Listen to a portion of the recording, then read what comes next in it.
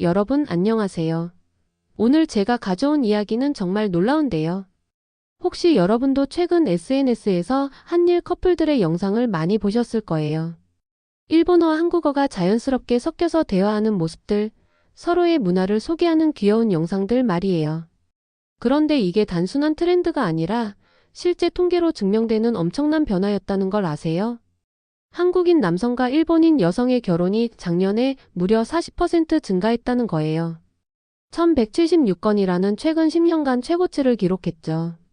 그런데 더 놀라운 건 반대로 한국 여성과 일본 남성의 결혼은 147건으로 10년 전의 5분의 1로 떨어졌다는 거예요. 완전히 뒤바뀐 거죠. 도대체 뭐가 일어난 걸까요? 오늘 그 비밀을 파헤쳐 보겠습니다.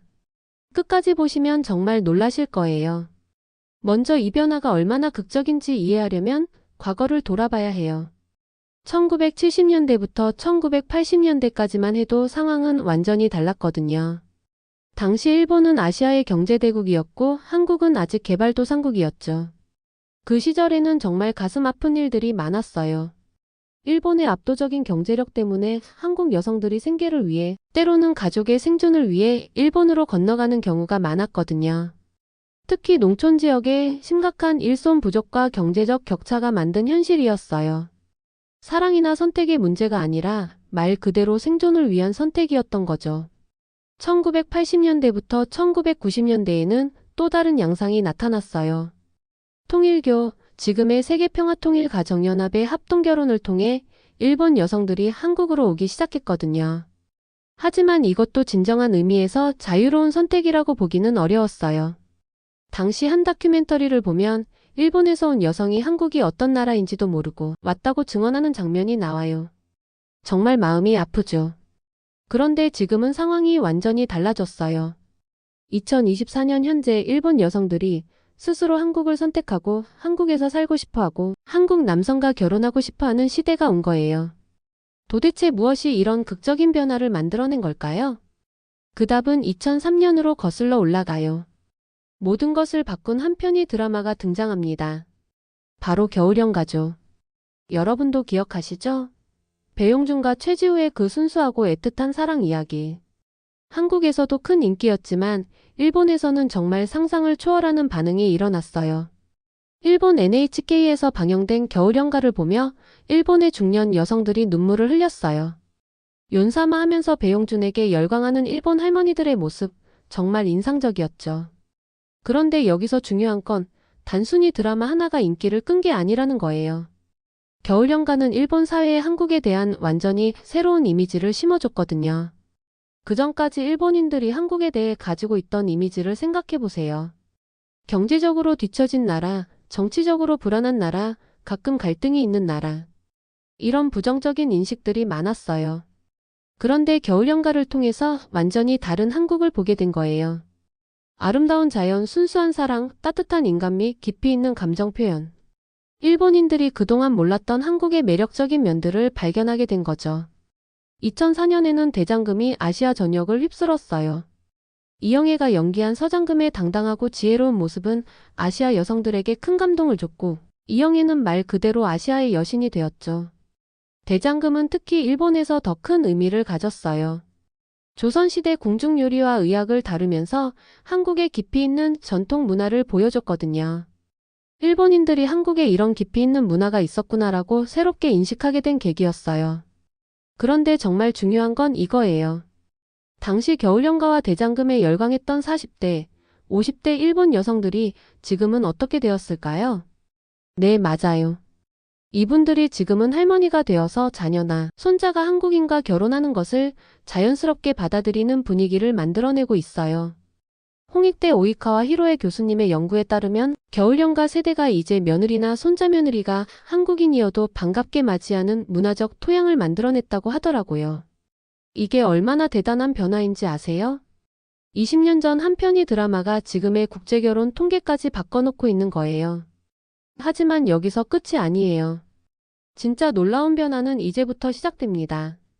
2010년대에 들어서면서 두 가지 엄청난 변화가 동시에 일어났어요. 첫 번째는 경제적 변화예요. 2010년대 중반 이후 한국의 1인당 GDP가 일본을 추월했어요. 이게 얼마나 극적인 변화인지 아세요? 1970년대만 해도 일본의 1인당 GDP는 한국의 10배가 넘었거든요. 그런데 이제는 완전히 역전된 거예요. 실제로 최근 OECD 통계를 보면 2023년 기준으로 한국의 1인당 명목 GDP가 일본보다 높아요. 특히 젊은 세대의 평균 소득을 비교해보면 그 차이는 더욱 벌어져요. 이게 국제결혼에 어떤 영향을 미쳤을까요? 과거에는 일본 하면 잘 사는 나라, 한국 하면 가난한 나라라는 고정관념이 있었는데 이제는 완전히 뒤바뀐 거죠. 한국 남성과 일본 여성의 소득 수준이 비슷해지거나 오히려 한국 남성이 더 높은 경우도 많아지면서 경제적 계산이 아닌 진정한 사랑에 기반한 평등한 결혼이 가능해진 거예요. 두 번째는 K-팝을 중심으로 한 새로운 한류의 폭발적 성장이에요. 정말 놀라운 건 한류가 3세대에 걸쳐서 지속되고 있다는 점이에요. 할머니 세대는 겨울연가와 대장금을 보며 한국에 첫 관심을 가졌고 그 딸들인 엄마 세대는 동방신기와 슈퍼주니어 같은 1세대 아이돌에 열광했어요. 그리고 지금의 젊은 딸 세대는 BTS, 블랙핑크, 스트레이키즈까지 완전히 다른 K-팝을 즐기고 있거든요. 결국 한 가족 안에서 할머니, 엄마, 딸이 모두 각자 다른 방식으로 한국 문화를 사랑하게 된 거죠. 이런 3세대에 걸친 한류 사랑이 일본 사회 전체에 한국은 좋은 나라라는 인식을 자연스럽게 뿌리내리게 만든 것 같아요. 실제로 일본의 한 가족을 인터뷰한 기사를 보면 이런 대화가 나와요. 할머니는 겨울연가 팬, 엄마는 동방신기 팬, 딸은 BTS 팬이에요. 우리 집은 완전히 한국 문화 가족이 되었어요. 이런 상황에서 딸이 한국인 남자친구를 데려와도 가족들이 자연스럽게 받아들일 수 있겠죠? 그리고 최근에는 K-팝을 넘어서 K 콘텐츠 전반이 세계를 휩쓸고 있어요. 기생충이 아카데미상을 휩쓸고 오징어 게임이 넷플릭스 역사상 최고 시청률을 기록했죠. 킹덤, 사랑의 불시착, 이태원 클라스 등등. 한국 드라마와 영화가 일본은 물론 전 세계에서 인기를 끌고 있어요. 이제 일본 젊은이들에게 한국은 단순히 이웃나라가 아니라 문화 선진국, 트렌드를 이끄는 나라로 인식되고 있어요. 실제로 일본의 한 조사에 따르면 20대 일본 여성의 70% 이상이 한국 문화에 관심이 있다고 답했고 30% 이상이 한국에서 살아보고 싶다고 답했다고 해요. 이런 변화가 바로 지금 우리가 보고 있는 국제결혼 급증의 문화적 배경인 거예요. 그런데 문화적 관심만으로는 실제 만남까지 이어지기 어렵죠. 여기서 디지털 기술이 결정적인 역할을 했어요. 요즘은 정말 만남의 방식 자체가 완전히 바뀌었어요. 한국인 연인을 찾기 위한 전용 매칭 앱들이 인기를 끌고 있고 온라인 게임을 하다가 자연스럽게 만나서 연인이 되는 경우도 늘어나고 있거든요. SNS를 통해서 서로의 문화를 미리 접하고 이해한 상태에서 만나니까 과거보다 훨씬 자연스럽고 깊이 있는 관계로 발전할 수 있게 된 거죠. 심지어 한일 커플만을 위한 전문 결혼 상담소까지 생겨났다니 정말 시대가 변한 것 같아요. 실제 사례 공개. 서울 근교에 사는 28세 일본인 여성 A씨의 이야기를 들어보세요. A씨는 원래 한국 드라마와 K-팝 팬이었대요. 특히 BTS의 팬이었는데 한국어를 배우고 싶어서 언어교환 앱을 시작했다고 해요. 그런데 그 앱에서 한국 친구를 사귈 수 있다고 소문이 나면서 실제로 많은 일본인 여성들이 그 앱을 사용하게 되었고요. A씨도 그 앱을 통해 자영업을 하는 한국인 남성을 만났대요. 처음에는 단순히 언어교환 파트너로 시작했는데 대화를 나누면서 서로에게 호감을 느끼게 되었고요. 1년간의 장거리 연애를 거쳐 작년에 결혼해서 한국으로 이주했어요. 그런데 A씨가 한 말이 정말 인상적이에요. 남편을 좋아하기도 했지만 한국에 살고 싶은 마음도 컸어요. 이 말이 현재 상황을 정말 잘 보여주는 것 같아요. 단순히 남자를 좋아해서가 아니라 한국이라는 나라 자체에 대한 동경이 있었던 거죠. 요즘은 이런 사례가 정말 많아요. 인스타그램에서 한국 문화에 관심 있는 일본인들을 팔로우하다가 만나는 경우, 유튜브 댓글에서 시작된 대화가 실제 만남으로 이어지는 경우, 온라인 게임에서 팀을 이뤄 플레이하다가 연인이 되는 경우, 특히 온라인 게임은 정말 새로운 만남의 장이 되었어요. 언어 장벽도 크지 않고 함께 협력하면서 자연스럽게 친해질 수 있으니까요. 최근에는 틱톡이나 인스타그램에서 한일 커플들이 자신들의 일상을 공유하는 영상들이 엄청나게 많아졌어요. 이런 영상들을 보면서 나도 한국인 연인을 만들고 싶다고 생각하는 일본 여성들이 늘어나고 있고요. 실제로 한일 커플, 국제연애 같은 해시태그로 검색해보면 정말 많은 커플들의 영상을 볼 수 있어요. 서로의 언어를 가르쳐 주거나 양국의 음식을 소개하거나 문화 차이로 인한 재미있는 에피소드들을 공유하는 모습들이요. 이런 디지털 환경이 과거에는 상상할 수 없었던 자연스러운 국제 교류를 가능하게 만든 거예요. 자, 이제 구체적인 데이터로 한번 정리해 볼게요. 숫자는 거짓말을 하지 않으니까요. 데이터를 보면 정말 극적인 변화가 보여요. 한국 남성과 일본 여성의 결혼이 1176건으로 전년 대비 40%나 급증한 반면 한국 여성과 일본 남성의 결혼은 고작 147건으로 10년 전의 5분의 1 수준까지 떨어졌거든요. 더 놀라운 건 전체 한국인 혼인 건수가 10년 전보다 30%나 감소하고 있는 상황에서도 일본인과의 결혼만큼은 13%나 증가했다는 점이에요. 코로나19 때문에 베트남이나 중국 등 다른 나라와의 국제 결혼이 줄어들었는데도 일본과만은 완전히 다른 흐름을 보이고 있는 거죠. 좀 더 자세히 살펴보면 이런 패턴이 보여요. 2019년 코로나 이전과 2024년을 비교했을 때 한국인이 중국, 필리핀, 베트남 국적자와의 결혼은 모두 감소했어요. 이는 코로나로 인한 국경 봉쇄와 이동 제한의 영향이 큰 것으로 보여요. 그런데 일본인과의 결혼만은 오히려 13% 증가했어요. 이게 얼마나 특별한 현상인지 아시겠죠? 또 흥미로운 건 지역별 분포예요. 한국인 남성과 일본인 여성의 결혼이 가장 많이 증가한 지역은 서울과 경기도인데 이는 문화산업이 발달한 지역과 일치해요. 반면 한국 여성과 일본 남성의 결혼 감소는 전국적인 현상이에요.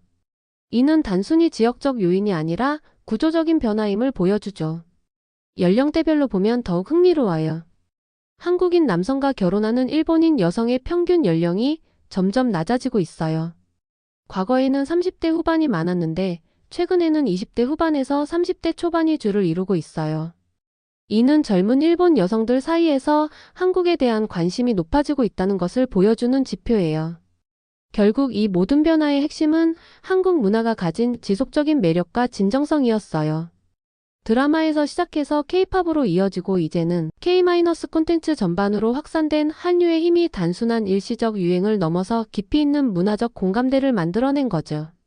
여기에 한국의 눈부신 경제 발전이 뒷받침되면서 과거의 경제적 격차도 사라졌고 디지털 시대가 만들어준 새로운 소통 채널들이 더욱 자연스러운 만남의 기회를 제공하게 된 거예요. 그 결과 정치적 갈등이나 역사적 아픔을 뛰어넘어서 순수한 사랑과 문화적 동경에 기반한 진정한 국제결혼이 가능해진 것 같아요. 이는 단순한 경제력이나 정치적 영향력으로는 할 수 없는 일이에요. 오직 문화의 힘, 소프트 파워만이 가능하게 만든 변화죠. 실제로 니케이 신문에서 이런 현상을 민간 외교의 최전선이라고 표현했는데 정말 적절한 표현인 것 같아요. 정부가 아무리 외교 노력을 해도 쉽게 바뀌지 않는 국민들의 인식이 드라마 한 편, K-팝 하나로 완전히 바뀔 수 있다는 걸 보여주는 사례거든요. 여러분 정말 놀랍지 않나요? 20년 전 겨울연가의 준상과 유진이 보여준 순수한 사랑이 지금 현실 속에서 수많은 한일 커플들의 아름다운 사랑으로 되살아나고 있어요. 이는 정치적 갈등을 뛰어넘어 사랑으로 이어지는 한일 관계의 가능성을 보여주는 거예요. 그런데 여기서 끝이 아니에요. 올해 넷플릭스에서 엄청난 화제가 된 K-팝 데몬 헌터스의 선풍적인 인기를 보면 이 현상이 앞으로 더욱 가속화될 것 같아요. K-팝 데몬 헌터스는 한국의 K-팝 문화와 액션을 결합한 독특한 콘텐츠로 일본은 물론 전 세계에서 폭발적인 반응을 얻고 있거든요. 특히 일본 젊은 층들 사이에서는 한국 콘텐츠의 새로운 차원이라는 평가까지 나오고 있어요. 이런 혁신적인 K 콘텐츠들이 계속 등장한다면 앞으로 10년 후에는 한일 부부가 정말 당연한 풍경이 될 수도 있겠어요. 아니, 어쩌면 한국이 아시아 전체의 문화적 구심점이 될 수도 있을 것 같고요. 한류가 단순한 문화 수출을 넘어서 사람과 사람을 잇는 다리 역할을 하고 있다는 게 정말 감동적이에요. 특히 K-팝 데몬 헌터스 같은 콘텐츠가 보여주는 것처럼 한국 문화의 창의성과 혁신성이 전 세계 젊은이들의 마음을 사로잡고 있다는 점에서 앞으로가 더욱 기대됩니다. 오늘 이야기 어떠셨나요? 댓글로 여러분의 생각을 들려주세요. 한류의 힘에 대해 어떻게 생각하시나요? 주변에 한일 커플 아시는 분 있나요? 문화가 정치보다 더 강한 힘을 가질 수 있다고 생각하세요? 여러분의 다양한 의견이 정말 궁금해요. 좋아요와 구독 잊지 마시고 알림 설정까지 해두시면 재미있는 이슈 영상들을 놓치지 않고 보실 수 있어요. 다음에는 또 어떤 흥미로운 이야기로 찾아뵐까요? 혹시 다뤄주었으면 하는 주제가 있으시면 댓글로 제안해주세요. 그럼 오늘도 시청해주셔서 감사하고 다음 영상에서 또 만나요. 안녕히 계세요.